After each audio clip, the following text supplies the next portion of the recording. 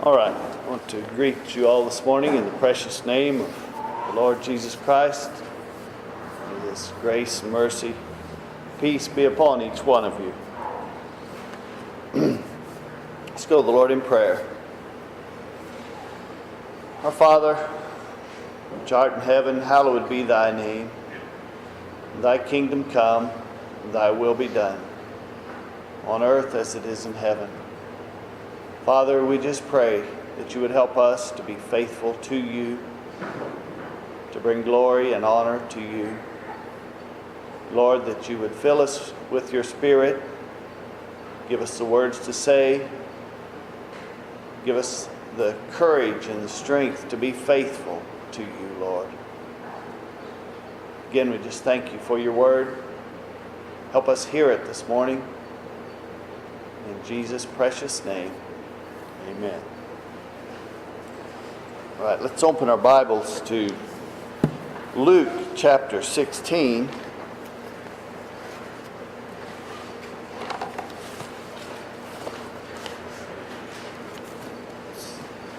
I want to talk this morning about faithfulness.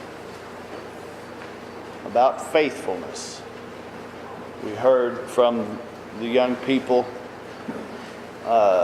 about men who were faithful and some who fell away from God. The idea that men can fall away from God is completely evident in the Bible. There's some people say that's impossible, but according to the Scriptures and the evidence we see all around us, the examples that are given, there are and have been many who've fallen away from God. And we believe when a person falls away from God, there's not some secret deal in heaven that they don't really fall away. They just fall away on earth, but God will just take them in. We don't believe that at all. We believe that their lives and the examples that they live in this life, when they fall away, that is what they are. They have fallen away. Just like we believe that when one is faithful and is what he's supposed to be here, that's what he is. And the evidence of what a man is what God sees. God doesn't go blind because Jesus died for us. He's given us the opportunity to be faithful. And all through the Scriptures we're given that. This song we just sang, "Alas, can one so valiant?" We've seen those in our midst who have been faithful, been bold, been courageous, and yet fall away. Let's open our Bibles to Luke chapter 16.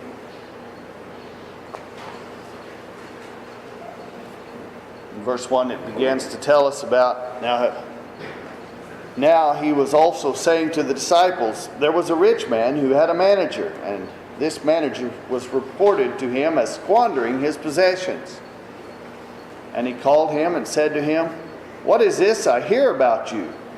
Give an accounting of your management, for you can no longer be manager."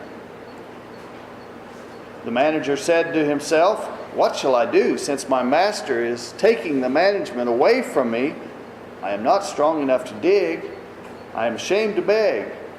I know what I should do, so that when I am removed from the management, people will welcome me into their homes."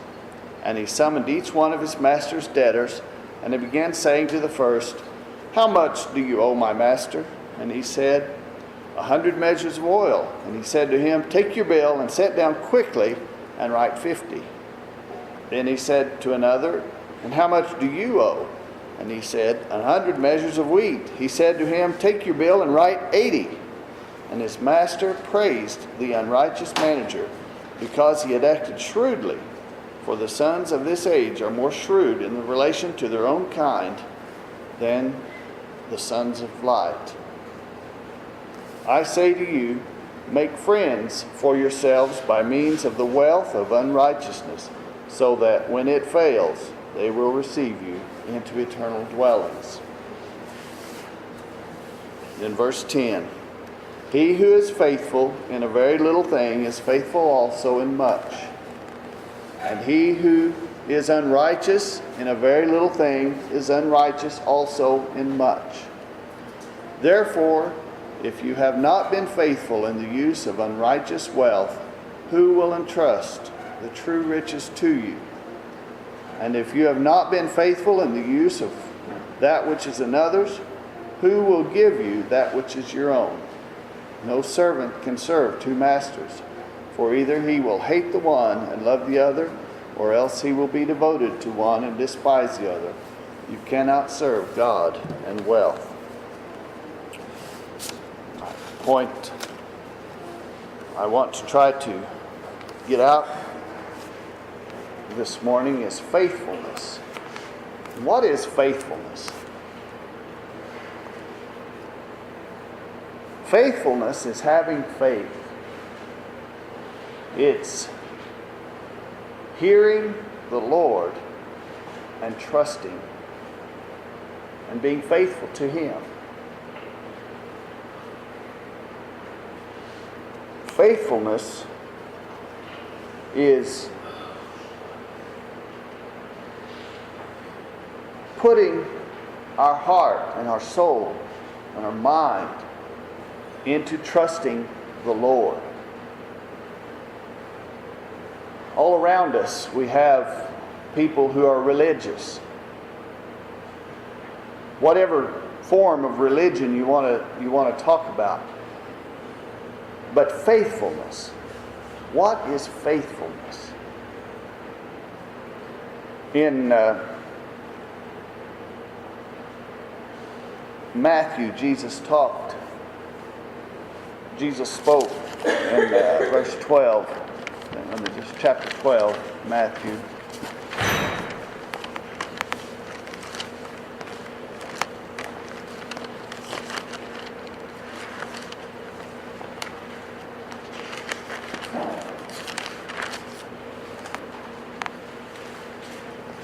Verse 36.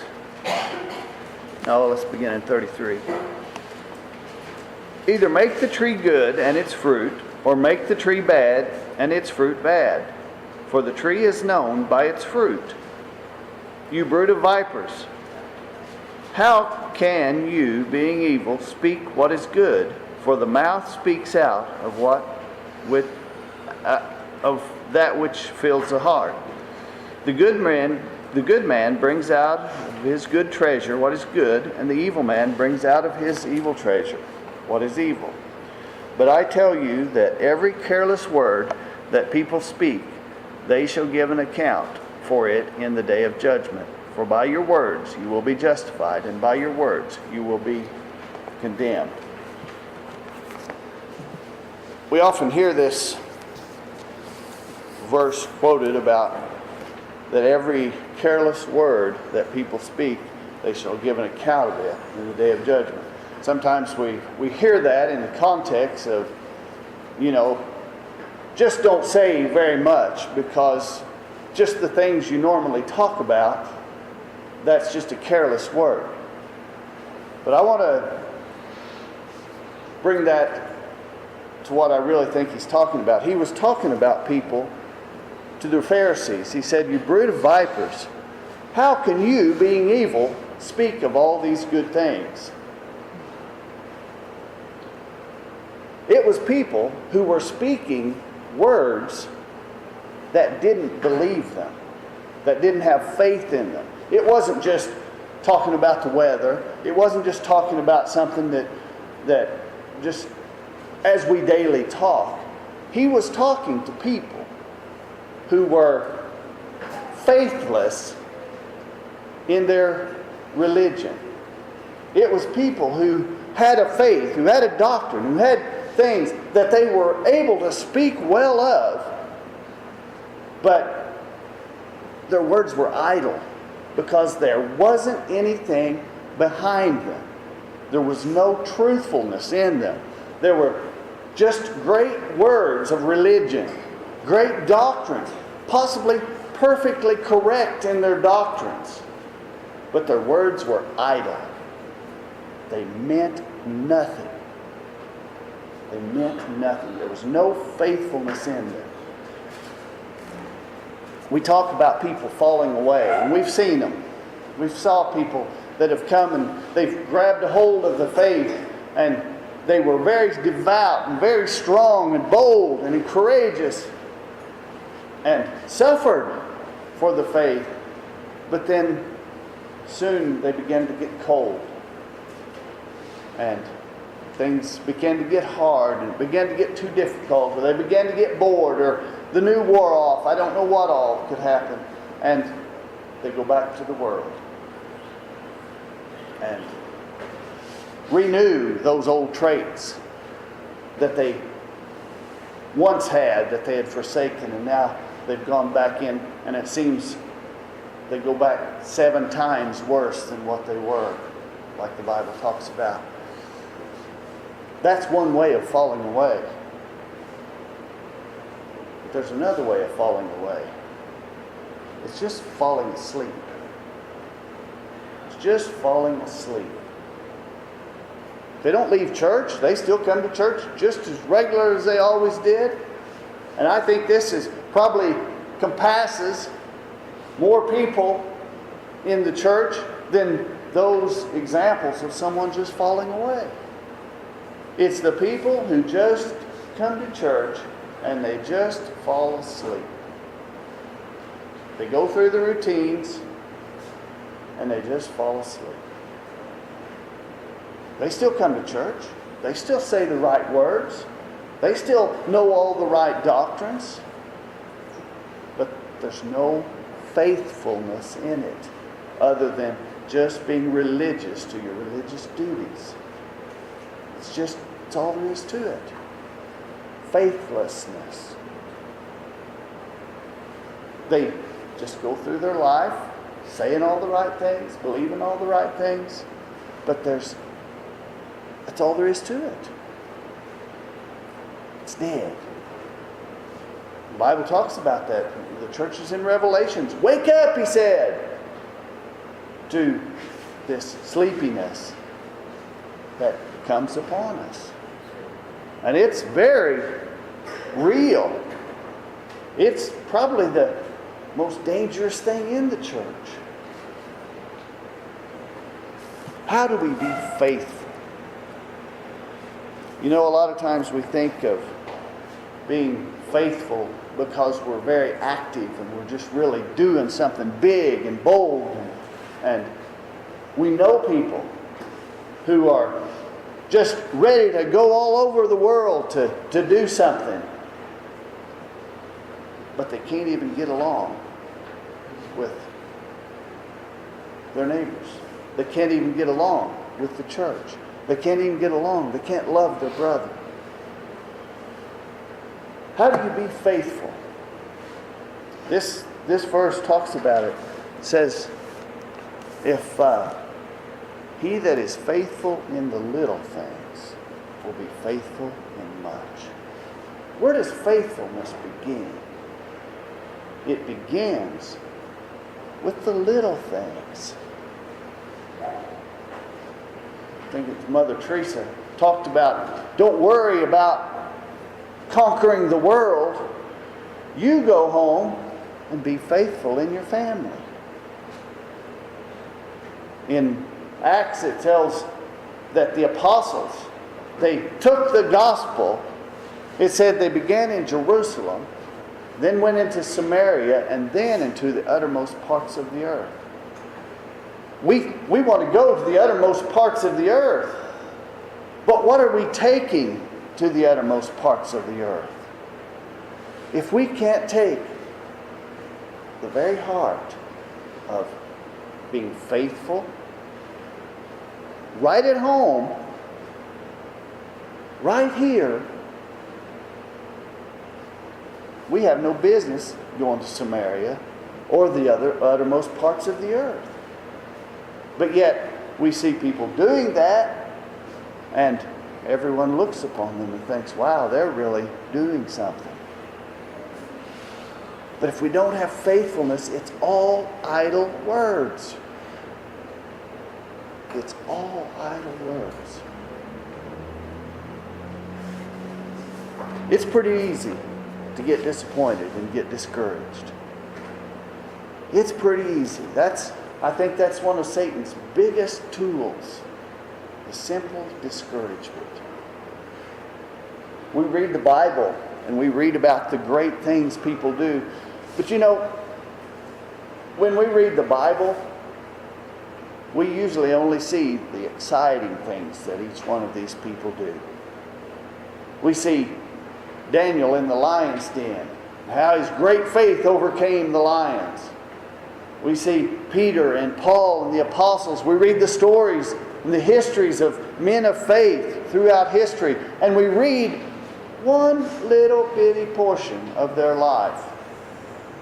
And we think, oh, what a man of God. And it all is just exciting and really going for it.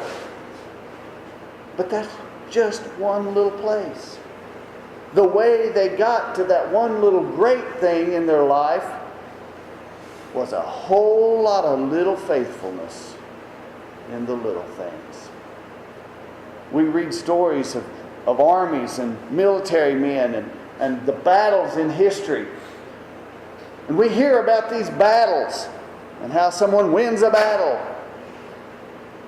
But what we don't see oftentimes is that for months and years, men just sitting in a camp, moving, marching, getting maneuvered all around, never fighting a battle, just getting moved from camp to camp, waiting for that one little day when they fight.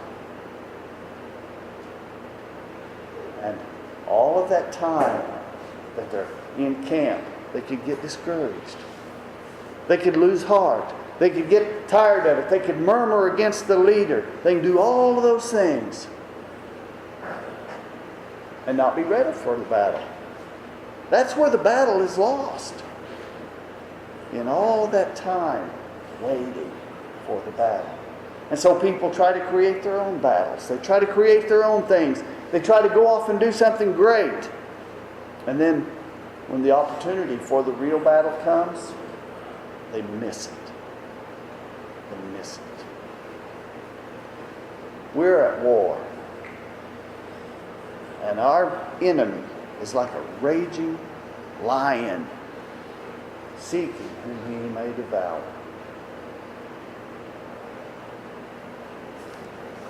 And God has called us just to be faithful to Him.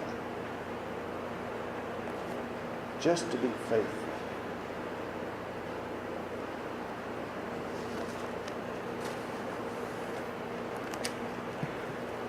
Jesus talks about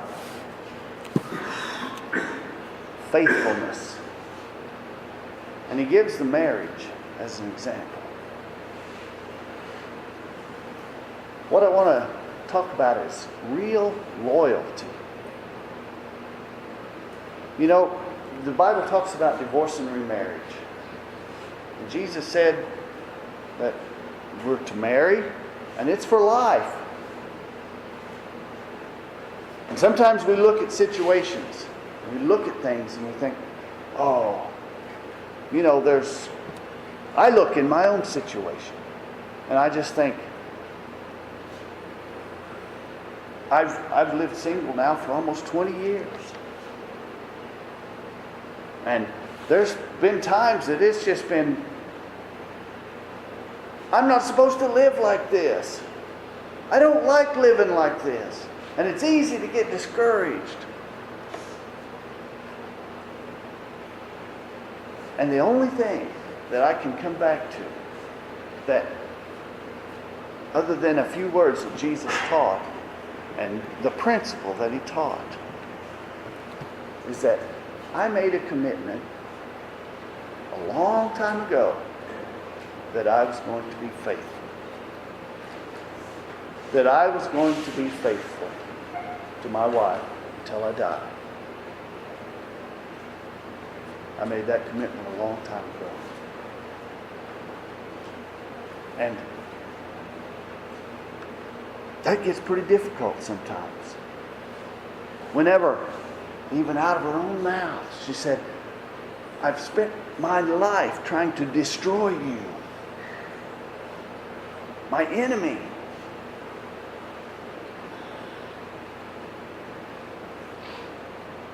That's hard to be faithful.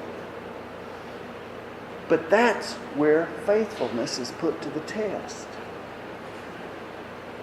You know, it's easy for us, when someone loves us, to love them back. That doesn't take any faithfulness. That's dangerous. That's dangerous. We never get really tested to whether we're going to be faithful or not. And it's easy just to fall asleep when we're not under fire. There's a danger of me just deciding I'm through with all of this. I'm ready just to be loved. There's a danger for that with me, living single. To give up on, just say, oh, forget it.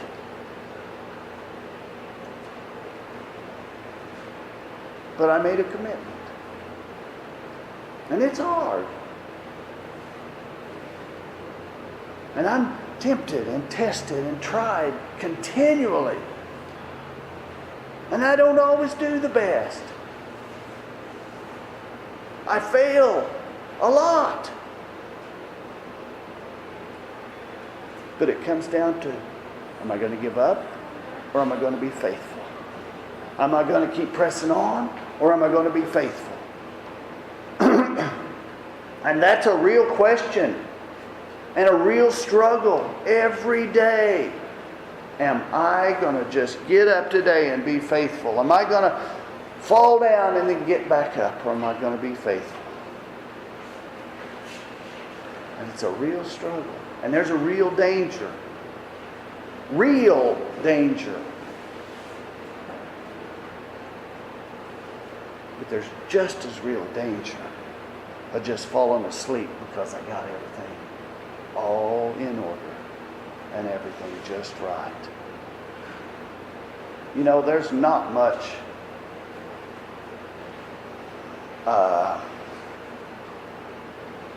struggle when someone loves you.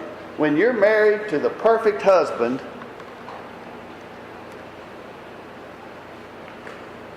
there's not much struggle for you wives, or there shouldn't be. There shouldn't be. If there is a real problem.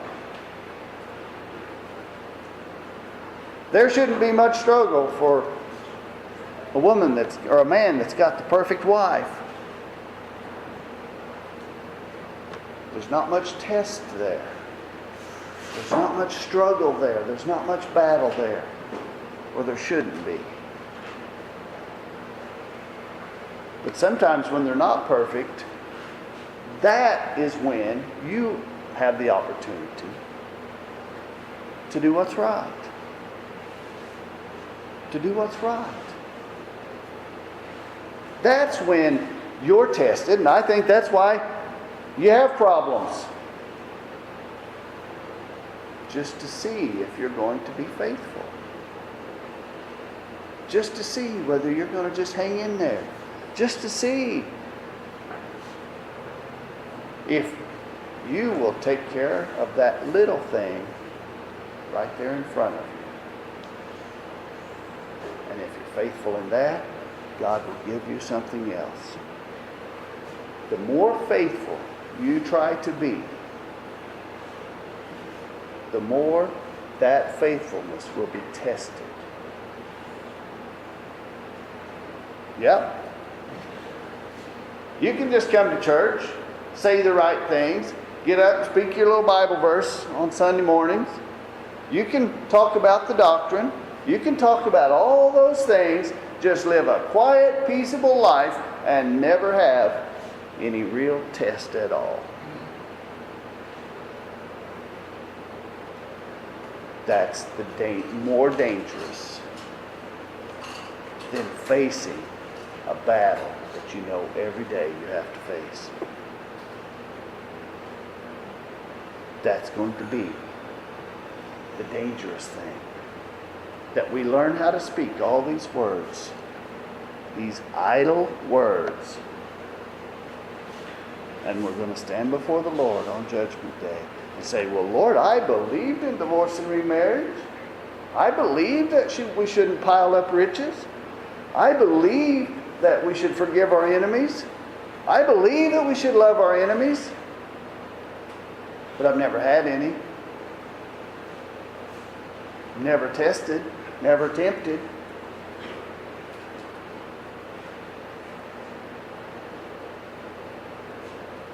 It's not going to fly. Faith is something we have to step out in. Faith is something we have to apply ourselves to. And when we apply ourselves to those things, we will be tested. You know, it's easy to come to church and just get along with the nicest person in church.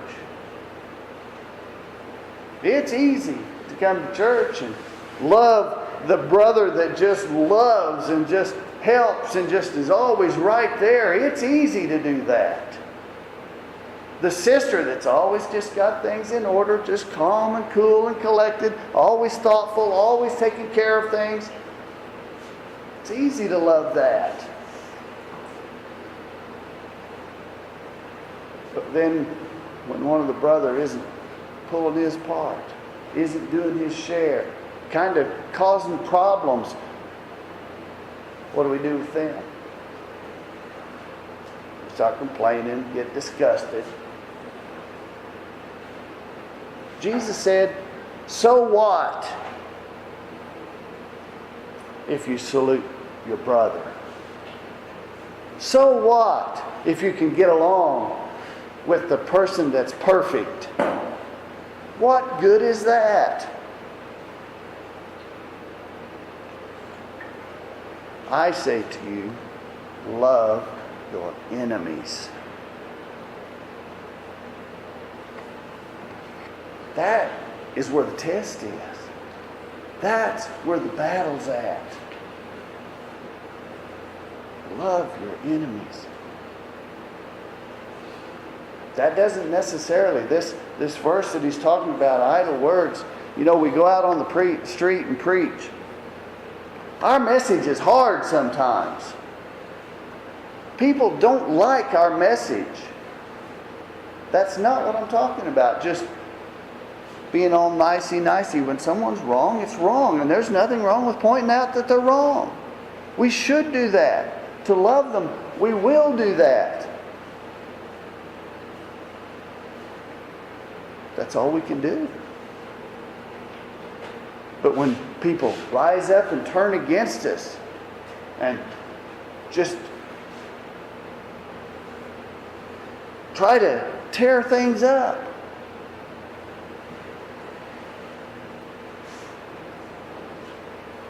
what do we do? Does that mean we accept everything they're doing? No, you don't have to do that. We can still love. Does that mean we just go along and pretend, say nicey-nicey? No. You don't have to do that. But we can still love them.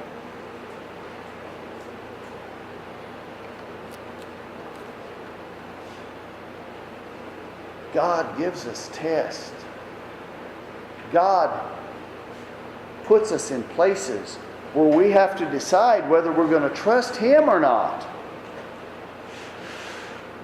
to see if we will be faithful. To see if we will be faithful. And He will be. But we hardly ever even have to understand. We don't learn about His faithfulness. Because we never let Him put us in a place to test Him to see if He's faithful or not. We never have to go through the fire to see if He's faithful, because we keep ourselves from the fire. We keep ourselves from the struggle. And we can do that sitting in church. We can do that sitting right here. We can do all of that. Right here. A man one time that came and was one of those zealots, had a heart to do what's right.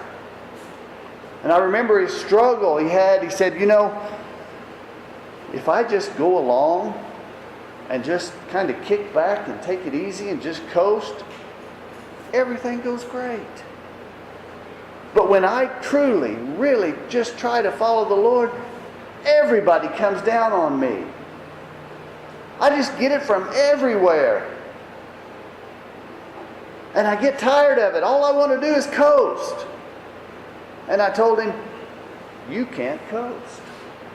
We're not in a coasting battle. We're not in a coasting war. We're not in a coasting world. This is Satan's world, and there's no room for coasting. There's only room for faithfulness in the little things.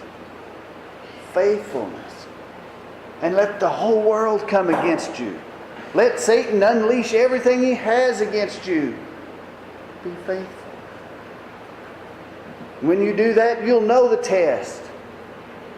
You'll see your weaknesses. And you'll see how frail you are.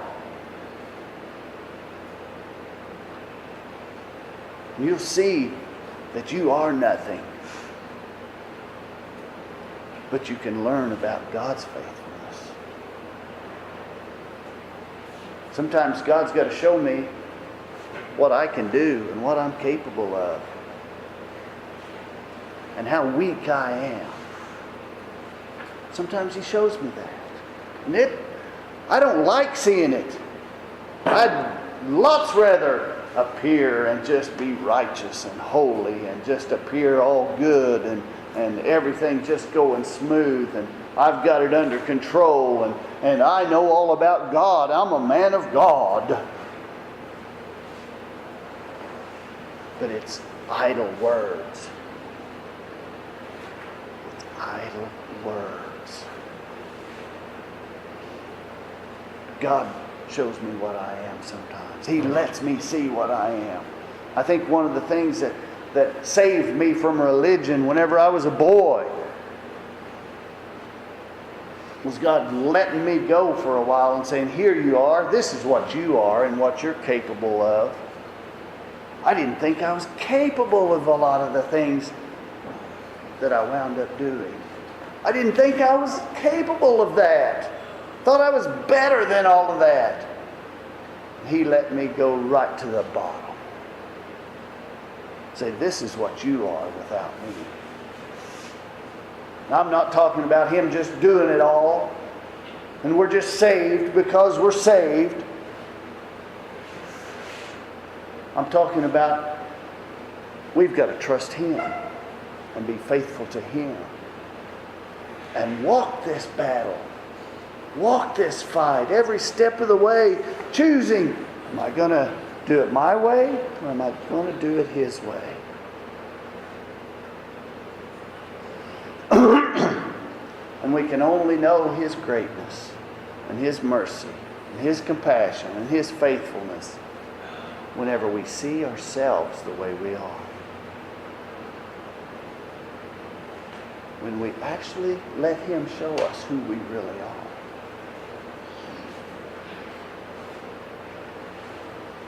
The rest of it is just idle words. Yeah, I've got this religion down pat. I know how to say the right things. I never fail.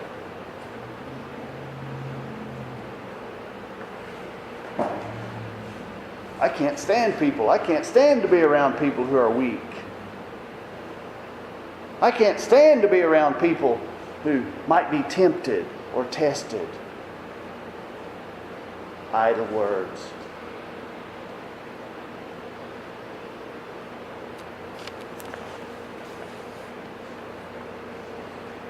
Careless words. We're going to be judged by our words.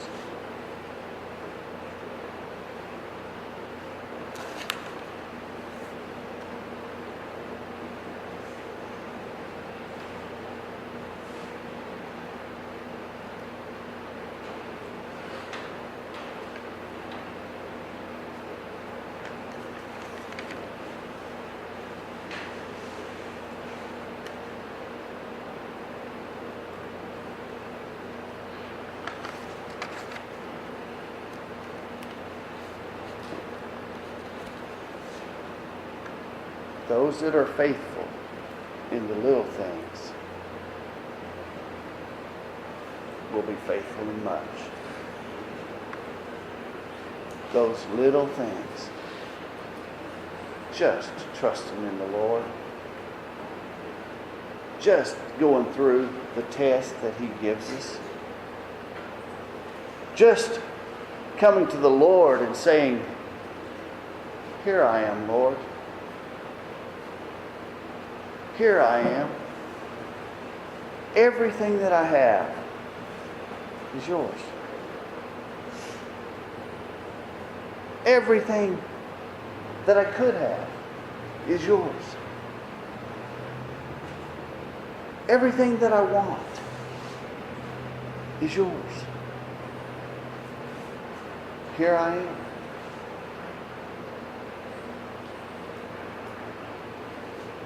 Everything. I want you. I want to be faithful to you. You know, I've sat in churches and I've heard people preach messages like this about a full surrender, fully trusting in the Lord. And men of prominence in that church, plain churches, well-esteemed churches. And a man of prominence say, "A message like that scares me to death. To think that I would have to just trust myself and say, 'Lord, take everything if that's what you want.'" Scared him to death. And that's the very groundwork of Christianity. Take my reputation, take my pride, take everything. Because when you get down to absolutely nothing, that's all you are in the first place. All of the rest are just idle words, built on some phony foundation that we've created ourselves. Sure, we believe Jesus. We put into practice His teachings. But there's got to be faithfulness to it. It's got to be real. The rich young ruler came to Jesus. He said, "Lord, I've done all of this." And the Lord said, "There's one little thing that you are holding on to that you will not give up."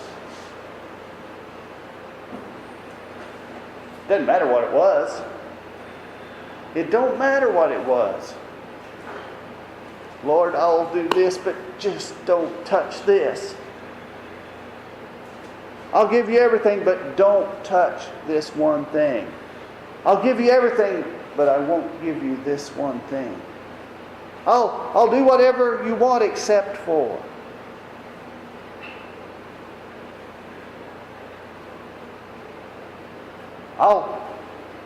I'll do whatever you like, but I just don't want to quit doing this. I just want to keep my reputation. I just want to keep my job. I just want to keep whatever it is. When Jesus died, He didn't die 90%.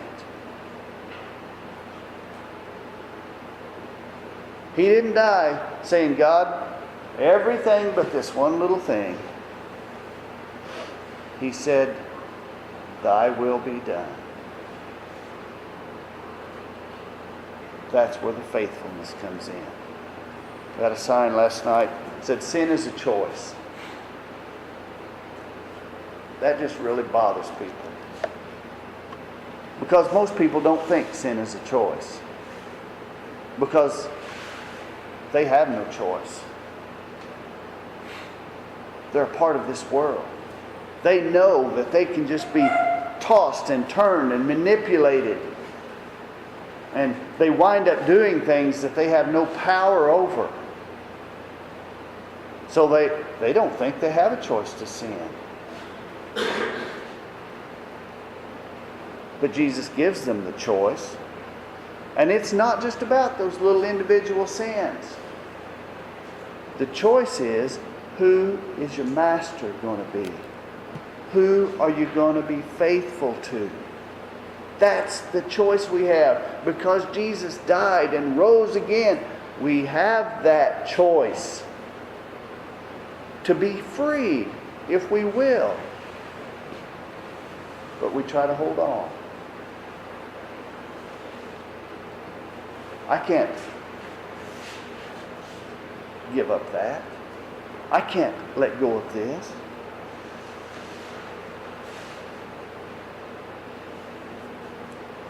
But all He wants is just for us to come to Him with empty hands and say, Lord, here I am. I'll obey you. I'll do whatever you like.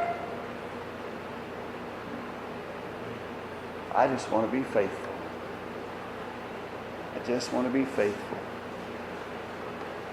The song we sing may not be on the mountain. It may not be ready to go, ready to stay. Whatever it is, I just want the Lord's will. We lose sight of that. I lose sight of that. I get tangled up in the battle sometimes. I get all tied up in fighting my fight, doing my thing. And I miss the very foundation of it. I want to be faithful to my Lord. I get fighting the battles that I'm in. I get fighting the wars that I'm going through. The struggles, I fight those sometimes. And I lose sight of just being faithful to my God.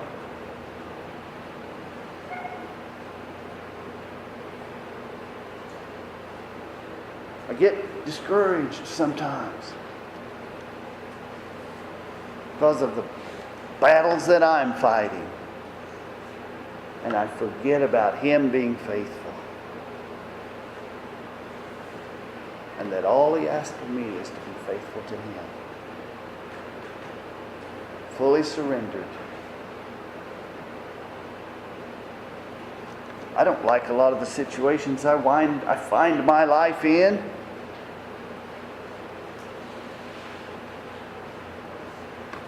I can fight them. That's whenever things get cloudy. That's when I struggle. Instead of just saying, Thy will be done. It's not my life. It's not my friends. It's not my family. It's not my church. It's all the Lord's.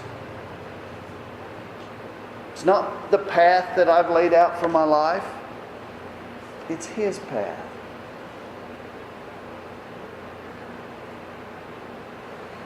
It's not what I can hang on to. It's not what I can keep.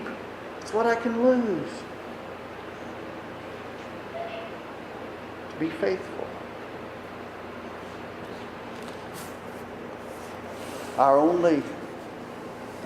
The only thing we will want to hear on that day is, boy, you were religious, you were strict. No. Boy, you just did everything perfect. No. It's, well done, my good and faithful servant.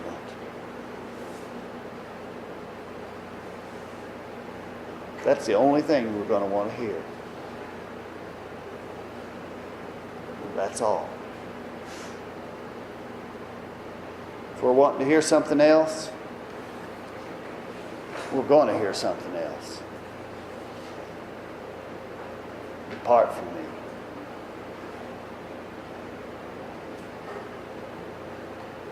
You that talked well. Depart from me, you that kept your reputation. Depart from me, you that did everything perfect.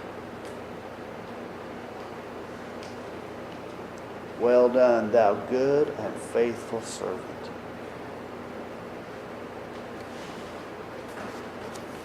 Faithfulness and loyalty needs to be in everything that we do.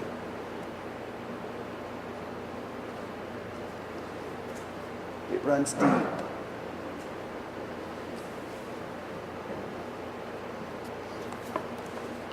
And it starts at the very heart. It starts at the very foundation of just coming to the Lord with empty hands. Coming to the Lord, not trying to drag anything with us. Coming to the Lord, say, here I am, wretched man that I am.